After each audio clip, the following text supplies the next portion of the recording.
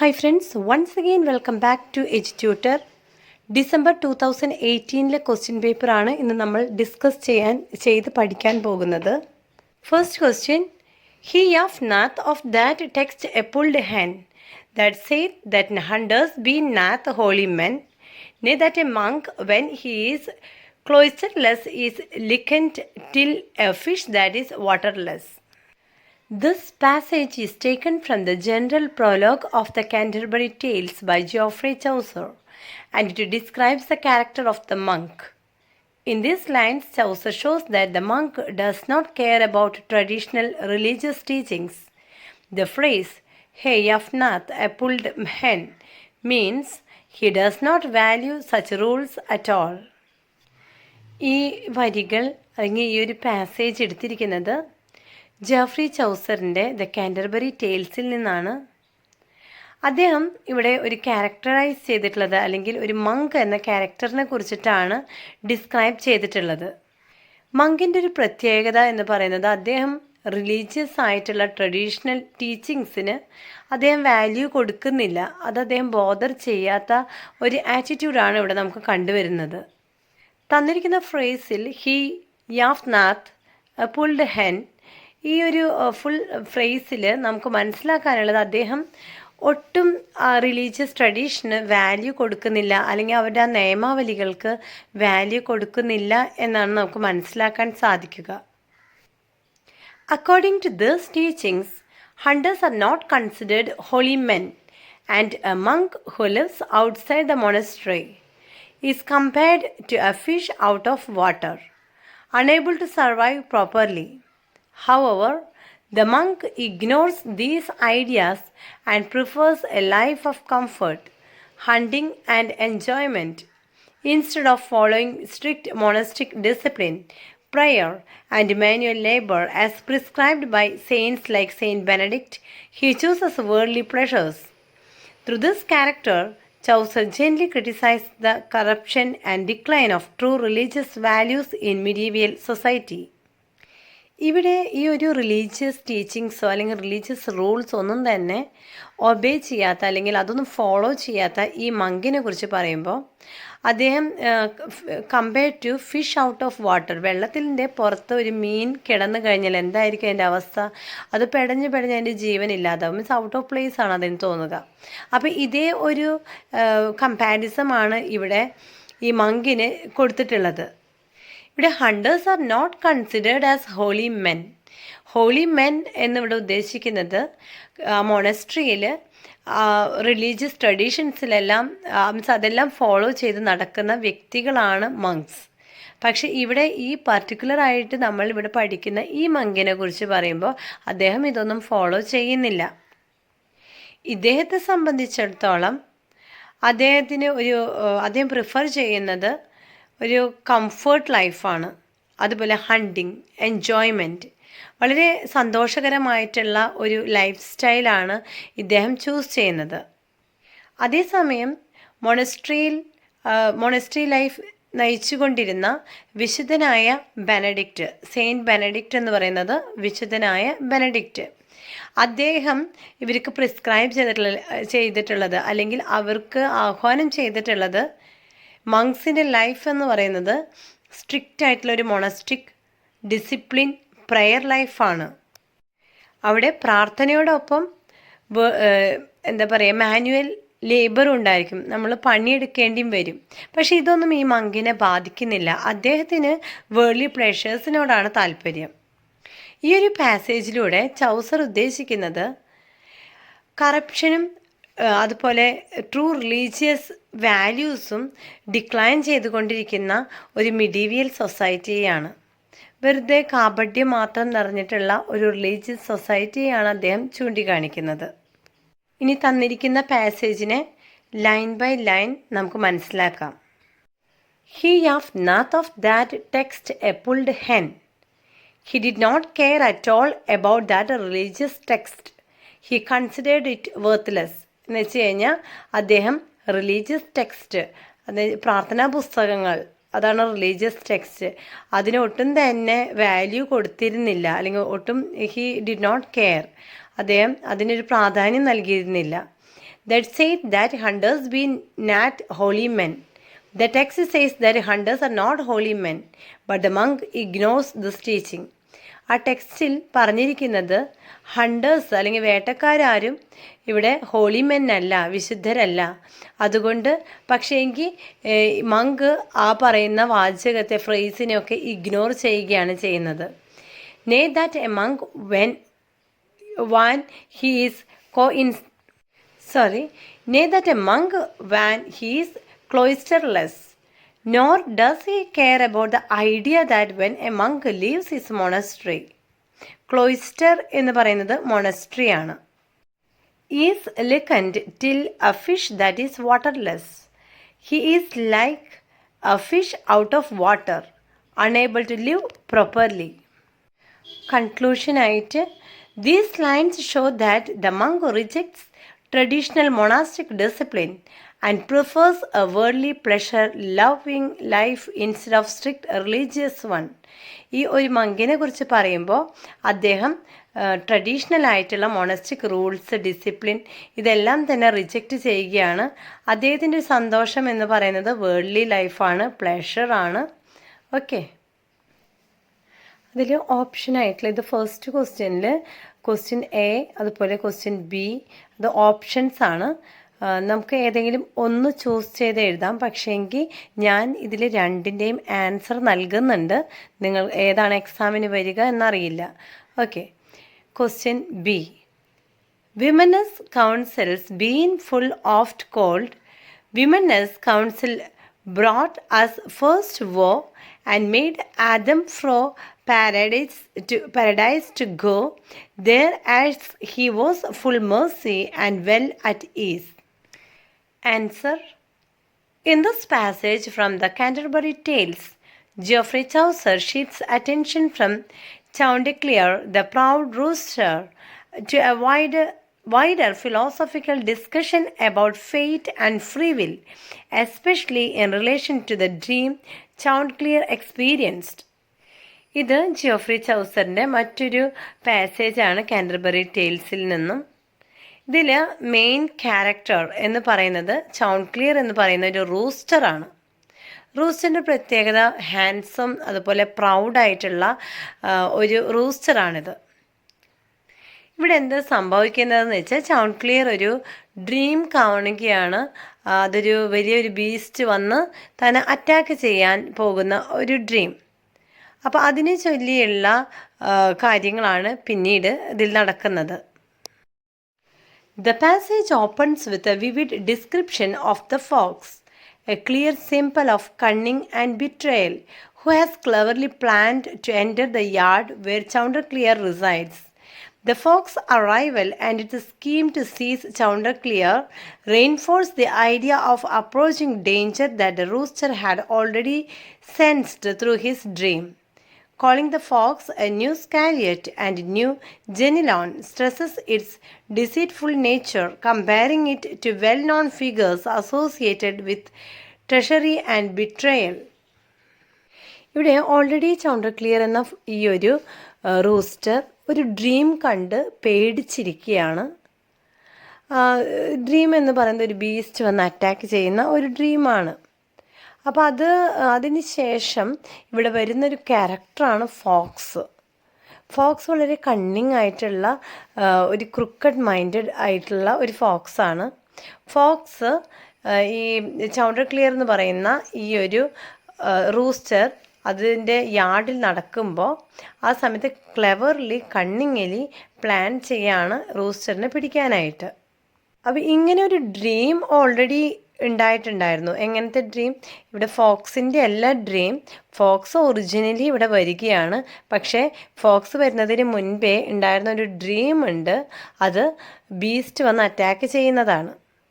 അപ്പോൾ ഇങ്ങനൊരു ഡ്രീം ഉള്ളത് കൊണ്ട് തന്നെ റൂസ്റ്ററിന് ഒരു സെൻസ് ഉണ്ടായിരുന്നു, എന്ന് വെച്ച് കഴിഞ്ഞാൽ ഒരു സെൻസേഷൻ ഉണ്ടായിരുന്നു. ഇങ്ങനൊരു എന്തോ ഒരു അപകടം, എന്തോ ഒരു ഡേഞ്ചർ തന്നെ അറ്റാക്ക് ചെയ്യാനായിട്ട് അപ്രോച്ച് ചെയ്യുന്നുണ്ട് എന്ന ഒരു സെൻസേഷൻ ഇദ്ദേഹത്തിന് ഉണ്ടായിരുന്നു.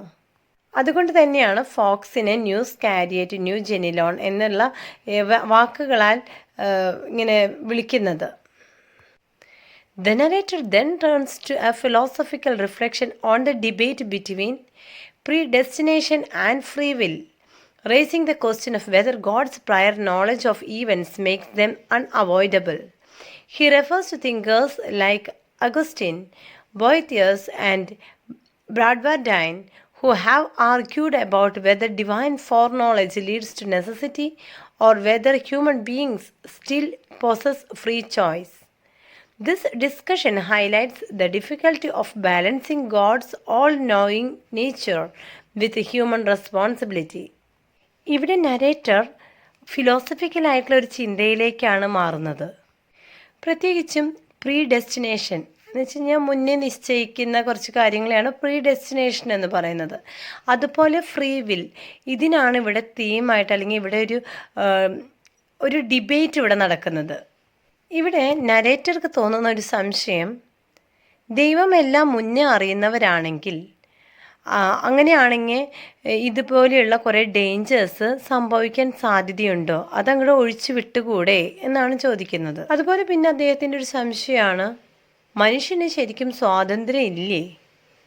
അങ്ങനെ ഇതിനെക്കുറിച്ചിട്ടുള്ള ഡിസ്കഷൻ അദ്ദേഹത്തിനെ കൂടുതലായിട്ടും ഫിലോസഫേഴ്സായിട്ട് കണക്ട് ചെയ്യുകയാണ്. കുറച്ചധികം ഫിലോസഫേഴ്സ് അവരെന്തൊക്കെയാണ് പറഞ്ഞത് എന്നുള്ള കാര്യങ്ങൾ അദ്ദേഹം കൂട്ടിച്ചേർക്കുന്നുണ്ട്. ഇവിടെ സെയിൻറ്റ് അഗസ്റ്റിൻ എടുക്കുകയാണെങ്കിൽ ദൈവത്തിൻ്റെ അറിവും മനുഷ്യൻ്റെ പാപവും ഇതിനെക്കുറിച്ച് കൂടുതൽ ചിന്തിച്ചിട്ടുള്ള ഒരു വ്യക്തിയാണ് സെയിൻറ്റ് അഗസ്റ്റിൻ. അതുപോലെ ബോയ്ത്തിയസ് എന്ന് പറയുന്ന മറ്റൊരു ഫിലോസഫർ, അദ്ദേഹം ദൈവത്തിൻ്റെ ഇറ്റേണൽ നോളജിനെ കുറിച്ചിട്ടാണ് അദ്ദേഹം സംസാരിച്ചിട്ടുള്ളതും എഴുതിയിട്ടുള്ളതും.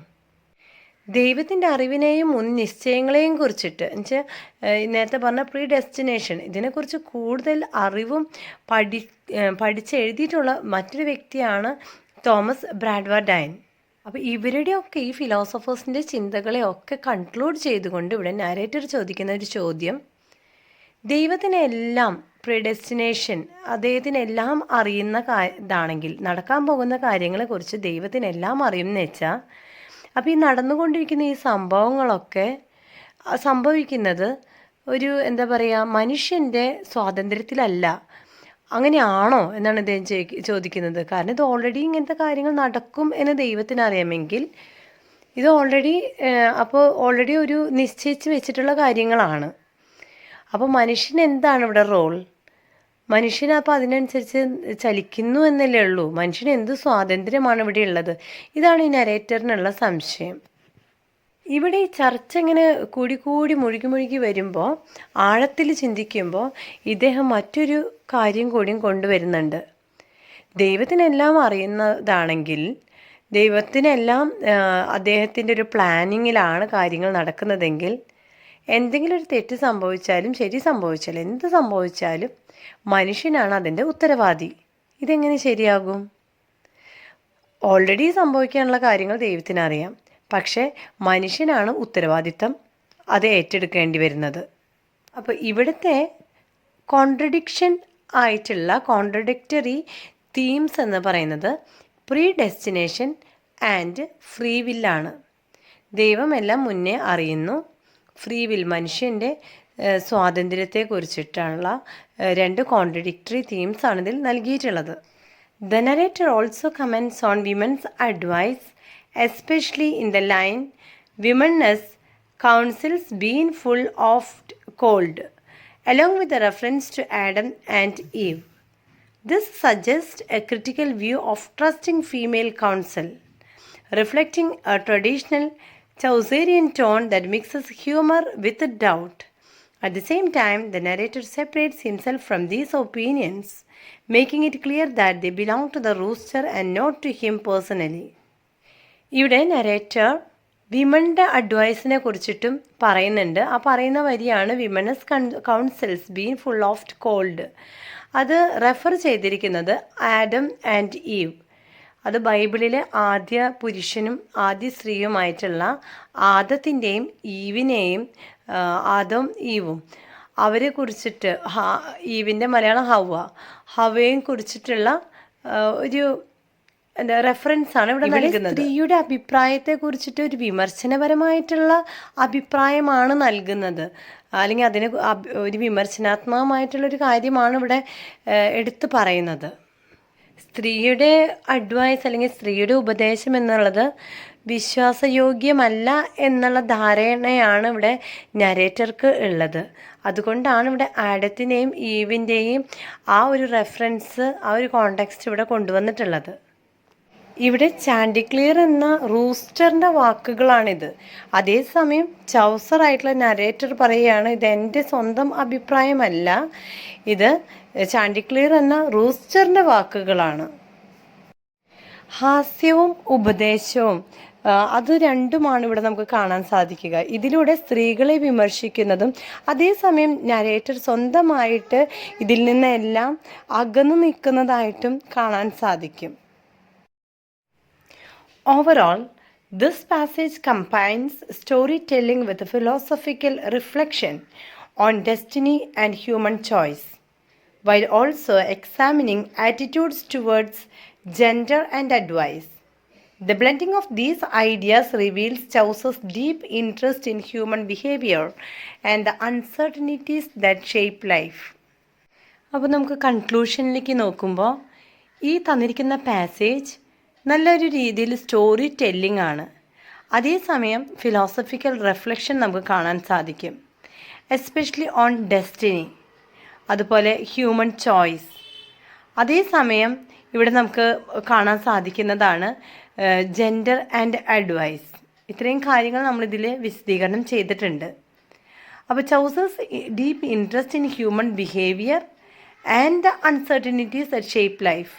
അപ്പോൾ ലൈഫിൽ ഹ്യൂമൻ ബിഹേവിയറിനെ കുറിച്ചിട്ടും അതേസമയം അൺസർട്ടനിറ്റീസ് ഉണ്ടാകുന്നുണ്ട്, അതിനെക്കുറിച്ചിട്ടുമാണ് ഇവിടെ നമ്മൾ ചർച്ച ചെയ്തത്. Second question. So Orpheus did for his own bride, so I unto myself alone will sing. The woods shall to me answer, and my echo ring. In Epithalamion, Edmund Spenser beautifully celebrates his wedding day using rich images and references to classical mythology. He begins by calling upon the muses, who have earlier helped him write praises for others. He asks them to leave aside their sad tone and instead assist him in praising his own marriage, showing the happiness and importance of the event. ഈ വരികളിൽ Edmund Spencer അദ്ദേഹത്തിൻ്റെ വിവാഹ ദിവസത്തെക്കുറിച്ചിട്ട് ഓർമ്മിക്കുകയാണ്. വളരെ മനോഹരമായിട്ടാണ് അദ്ദേഹം അദ്ദേഹത്തിൻ്റെ വിവാഹ ദിനത്തെക്കുറിച്ച് വിശദീകരിക്കുന്നത്. ഇവിടെ ഓർഫിയസ് എന്ന് പറയുന്നത് ഗ്രീക്ക് പുരാണത്തിലെ ഒരു സംഗീതജ്ഞനെയാണ് സൂചിപ്പിക്കുന്നത്. ഓർഫിയസ് അദ്ദേഹത്തിൻ്റെ ഭാര്യയ്ക്ക് വേണ്ടി പാട്ട് പാടിയതുപോലെ സ്പെൻസറും അദ്ദേഹത്തിൻ്റെ ഭാര്യയ്ക്ക് വേണ്ടി ഒരു പാട്ട് പാടും എന്നാണ് അദ്ദേഹം പറയുന്നത്. So I unto my self alone will Singh എന്ന് പറയുന്നത് സ്പെൻസർ തൻ്റെ സന്തോഷം വേറെ ഒന്നിനും വേണ്ടിയല്ല, തൻ്റെ വിവാഹ ജീവിതത്തിൻ്റെ ആ ഒരു സന്തോഷം തൻ്റെ ഭാര്യയ്ക്ക് വേണ്ടി തന്നെയാണ് താൻ പാടുന്നത് എന്നതിനെയാണ് സൂചിപ്പിക്കുക. The woods shall to me answer and my echo ring എന്ന് പറയുന്നത് പ്രകൃതിയും അദ്ദേഹത്തിൻ്റെ സന്തോഷത്തിൽ പങ്കുചേരുന്നു എന്നാണ് ഇവിടെ കാണിക്കുന്നത്. കാട്ടിലെ മരങ്ങളും അതുപോലെ താൻ എന്തൊക്കെ സംസാരിക്കുന്നു അത് എക്കോ ആയിട്ട് തിരിച്ചു കേൾക്കുന്ന ആ ഒരു സന്ദർഭത്തിൽ അദ്ദേഹത്തിൻ്റെ സന്തോഷത്തിന് പ്രകൃതി പോലും തിരിച്ചൊരു റെസ്പോൺസ് നൽകുന്നു എന്നൊരു സന്തോഷമാണ് അദ്ദേഹത്തിന് ലഭിക്കുക. ഇവിടെ അദ്ദേഹം മ്യൂസസിനെ വിളിക്കുന്നുണ്ട്. മ്യൂസസ് എന്ന് പറയുന്നത് ദേവതകളാണ്. അപ്പോൾ അദ്ദേഹം പറയുന്നത് ഇവർ ഈ പറയുന്ന മ്യൂസസ് ഇദ്ദേഹത്തിൻ്റെ ദുഃഖത്തിൻ്റെ സമയത്ത് ദുഃഖഗാനങ്ങൾ പാടി സഹായിച്ചവരാണ്. അപ്പോൾ ഇപ്പോൾ ആ ഒരു അവസ്ഥ മാറി ഇപ്പോൾ തൻ്റെ വിവാഹമാണ്, വളരെ സന്തോഷിക്കുന്ന ഒരു നിമിഷമാണ്. അപ്പോൾ ഇവിടെ തൻ്റെ സന്തോഷത്തോടു കൂടെ സന്തോഷ ഗാനങ്ങൾ പാടാനായിട്ട് തന്നെ സഹായിക്കണം എന്നാണ് മ്യൂസസിനെ വിളിച്ചുകൊണ്ട് പറയുന്നത്. As morning arrives, Spencer presents the rising light as a sign of a new beginning, asking his bride to wake up and get ready for the day.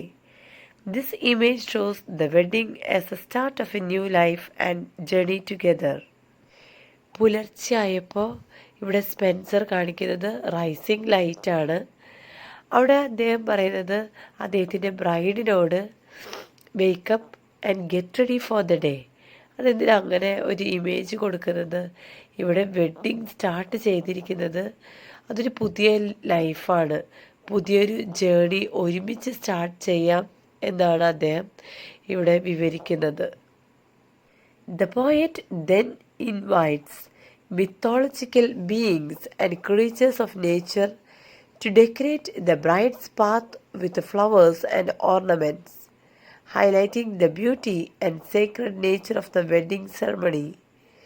This careful preparation shows his wish to make the occasion as grand and joyful as possible. ഈ ഒരു പോർഷനിൽ കവി പുരാണത്തിലെ ദേവതകളെയും അതുപോലെ തന്നെ നേച്ചറിലെ ജീവികളെയും ജീവജാലങ്ങളെയും ഒക്കെ തന്നെ invite ചെയ്യാണ്. എന്തിനാ ഇൻവൈറ്റ് ചെയ്യുന്നത്? തൻ്റെ ബ്രൈഡിൻ്റെ, തൻ്റെ വധുവിൻ്റെ ആ നടക്കുന്ന വഴിയെല്ലാം ഡെക്കറേറ്റ് ചെയ്യണം.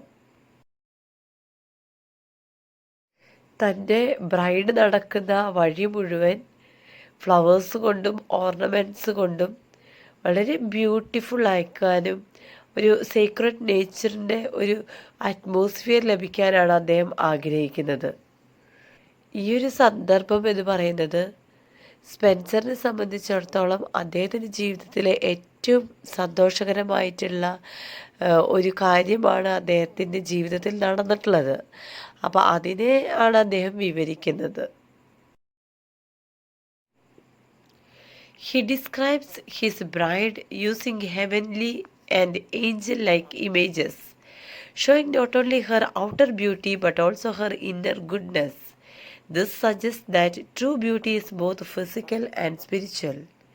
ഇവിടെ ഒരു പ്രത്യേകത, സ്പെൻസർ ഇത്രയും നേരം കുറേ മനോഹരമായിട്ടുള്ള കാര്യങ്ങളെക്കുറിച്ച് സംസാരിക്കുമ്പോഴും ഒരു ഫിസിക്കൽ ലൈഫ് മാത്രമല്ല, അദ്ദേഹം പറയുന്നത് ഒരു ഇന്നർ ബ്യൂട്ടിയെ കുറിച്ചിട്ടും ഒരു സ്പിരിച്വൽ ബ്യൂട്ടിയെ കുറിച്ചിട്ടും അദ്ദേഹം ഇവിടെ അദ്ദേഹത്തിൻ്റെ ബ്രൈഡിനെ കുറിച്ച് പറയുന്നുണ്ട്.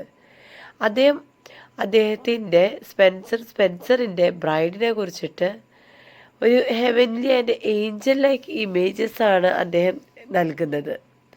അത് അദ്ദേഹത്തിൻ്റെ ബ്രൈഡിൻ്റെ ഔട്ടർ ബ്യൂട്ടി അല്ല, മറിച്ച് ഇന്നർ ഗുഡ്നെസ്സിനെ കൂടി പുകഴ്ത്തിക്കൊണ്ടാണ് ഇവിടെ സംസാരിക്കുക.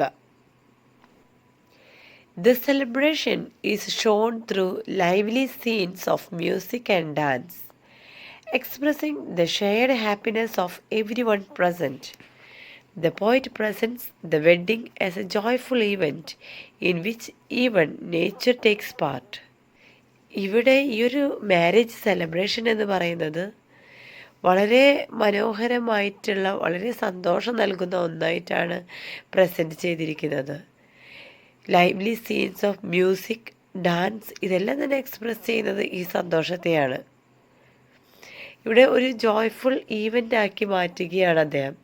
അതുകൊണ്ട് തന്നെയാണ് നേച്ചറിനെ പോലും അദ്ദേഹം ഈ ഒരു സെറിമണിയിലോട്ട് ഇൻവൈറ്റ് ചെയ്തിരിക്കുന്നത്. Spencer also asks for blessings from the gods, hoping for a happy and successful married life. This shows how important the marriage is to him, both in the worldly and spiritual sense.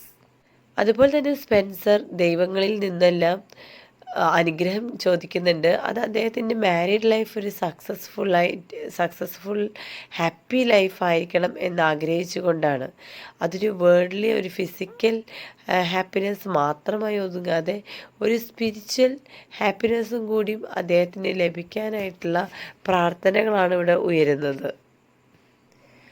Overall the poem combines personal happiness with mythological and universal ideas, presenting marriage as a joyful and sacred event. ഇവിടെ conclude ചെയ്യുമ്പോൾ നമുക്ക് മനസ്സിലായ കാര്യം, Spencer അദ്ദേഹത്തിൻ്റെ marriage ലൈഫിനെ ഒരു സിമ്പിളായിട്ടൊരു സില്ലിയായിട്ട് അങ്ങനെയല്ല കണക്കാക്കുന്നത്, മറിച്ച് വളരെ സന്തോഷകരമായിട്ടുള്ള ഒരു ജീവിതത്തിലോട്ടാണ് അദ്ദേഹം കടന്നിട്ടുള്ളത്. അത് personal happiness with mythological and universal ideas. അദ്ദേഹം നേച്ചറിനെ പോലും ഇൻവൈറ്റ് ചെയ്യുന്നുണ്ട്, അതുപോലെ പുരാണങ്ങളിലെ ദേവതകളെ ഇൻവൈറ്റ് ചെയ്യുന്നുണ്ട്. അദ്ദേഹത്തിൻ്റെ സന്തോഷത്തിൽ പങ്കുചേരാൻ അനുഗ്രഹം അദ്ദേഹം വാങ്ങിക്കുന്നുണ്ട്. അതെന്തിനാ? ഒരു ജോയ്ഫുൾ അതുപോലെ തന്നെ സേക്രഡ് ഈവൻ്റായിട്ട് മാറ്റാൻ. Next question. Nor Jove himself when he Aswan would be, for love of Leda whither did appear, yet Leda was as white as he, yet not so white as these, nor nothing near, so purely white they were. In the passage from Protholomeon, Edmund Spenser describes two swans in very ideal and beautiful terms, focusing on their unmatched whiteness. This image appears while the poet celebrates an upcoming wedding, which he connects with the pure beauty of the swans. ഈ പോയത്തിൽ അല്ലെങ്കിൽ ഈ പാസേജിൽ നമുക്ക് Edmund Spencer രണ്ട് Swans അതിനെ വളരെ മനോഹരമായിട്ട് ഇവിടെ ചിത്രീകരിക്കുന്നുണ്ട്. ഇത് ലെഡയുടെയും സ്വയസിൻ്റെയും സേയസിൻ്റെയും ഒരു സ്നേഹബന്ധത്തിൻ്റെ കഥയാണ്. ഇവിടെ സേയസ് ജോ എന്ന് പറയുന്നത് JOVE ആ പോയത്തിൽ കാണാം. അപ്പോൾ സേയസ് ജോ എന്ന പേരിൽ ഒരു ഹംസമായിട്ട് ലഡയെ സ്നേഹിക്കാനായിട്ട് ഒരു ഹംസമായി മാറുകയാണ്. ഹംസം എന്ന് പറയുന്നത് സ്വാനായിട്ട് മാറുന്നതാണ്. ക്ലിയർ ആക്കാം, ഒന്നും കൂടി പറയാം. ജോ എന്നത് JOVE, ജോ എന്നത് ലഡയെ സ്നേഹിക്കാനായിട്ട് ഒരു സ്വാൻ്റെ രൂപം ധരിക്കുകയാണ്. ഇവിടെ ലഡയും അതുപോലെ സ്വയസ് അല്ലെങ്കിൽ ജോ, ഇവർ രണ്ടു പേരും വെളുത്ത ആൾക്കാരായിട്ടാണ് ചിത്രീകരിച്ചിരിക്കുന്നത്. എന്നാൽ അതേസമയം ഇവിടെ സ്പെൻസർ പറയുന്നുണ്ട്, ആരെക്കാൾ ലഡയെയും സ്വയസിനെയും കാട്ടിലും കുറച്ചും കൂടി കൂടുതൽ വെളുത്തതാണ് സ്വാൻസ്. അത് സ്വാൻസിൻ്റെ ശുദ്ധിയെയും സൗന്ദര്യത്തെയുമാണ് സൂചിപ്പിക്കുന്നത്. ഇവിടെ വൈറ്റ്നസ് എന്നുള്ള പദം കൊണ്ട് ഉദ്ദേശിക്കുന്നത് ശുദ്ധിയെയും, ശുദ്ധി എന്ന് പറയുന്നത് പ്യൂരിറ്റി, അതുപോലെ ഇന്നസെൻസിനെയുമാണ് സൂചിപ്പിക്കുന്നത്. അതേസമയം അദ്ദേഹം ഇതെല്ലാം കാണിക്കുന്നത് ഒരു സേക്രഡ്നെസ് ഓഫ് മാരേജ് ലൈഫിന്, വിവാഹബന്ധത്തിൽ സേക്രഡ്നെസ്സിനെ കുറിച്ചിട്ടും ഇവിടെ അദ്ദേഹം കണക്ട് ചെയ്യുന്നുണ്ട്. The swans are shown as so extremely white that they are even whiter than the mythical whiteness of Joe, who changed himself into a swan in his story with Leda. Spenser explains this whiteness by comparing the swans to Leda, who in mythology is said to be as white as the swan. This comparison highlights the swans' perfect and divine purity, making them symbols of the sacred and special nature of the wedding they are part of. സ്വാൻസിനെ ഇവിടെ ചിത്രീകരിച്ചിരിക്കുന്നത് വളരെ വെളുത്ത ഒരു കളറിനാണ് ഇവിടെ important നൽകുന്നത്.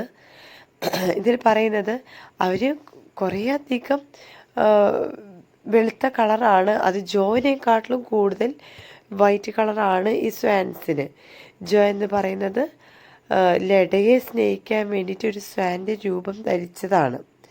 അതുപോലെ തന്നെ Spencer explain ചെയ്യുന്നുണ്ട് ഈ whiteness by comparing the swans to Leda who in mythology said to be as white as a swan.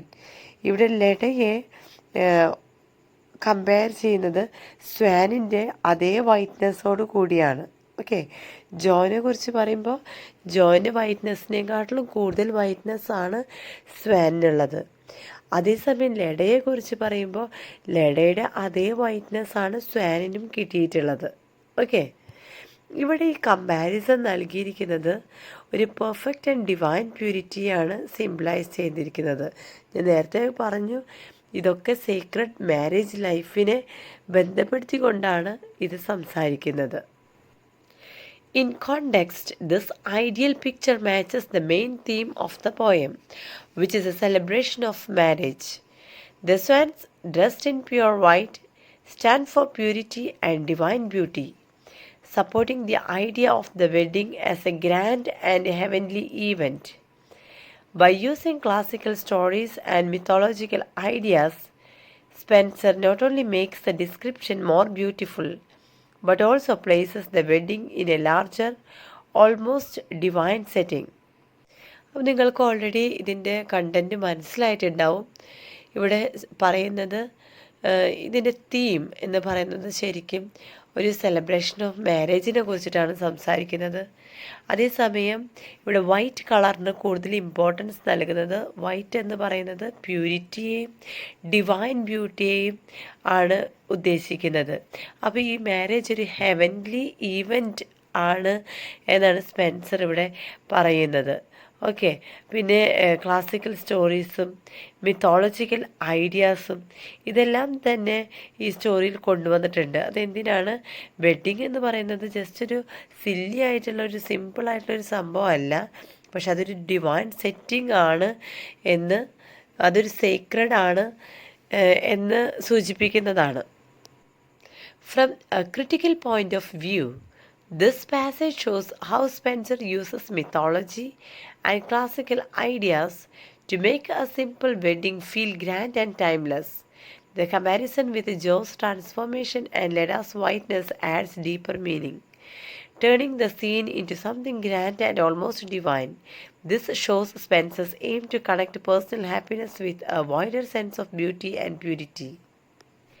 ജോ അദ്ദേഹം സ്വാനായിട്ട് മാറുകയും ലഡ അവളുടെ ആ വൈറ്റ്നെസ്സിനെ എടുത്തു കാണിക്കുകയും ഇതെല്ലാം ചെയ്യുന്നത് ഒരു ഡിവിനിറ്റി, ഒരു സ്നേഹത്തിൻ്റെ ആത്മാർത്ഥമായിട്ടുള്ളൊരു സ്നേഹം, അതിനെയാണ് സൂചിപ്പിക്കുന്നത്. ഓക്കെ, അപ്പോൾ ഇവിടെ ഒരു പേഴ്സണൽ ഹാപ്പിനെസ്സിന് ഉപരിയായിട്ട് ഒരു sense of beauty and purity നമുക്കിതിൽ കാണാൻ സാധിക്കും.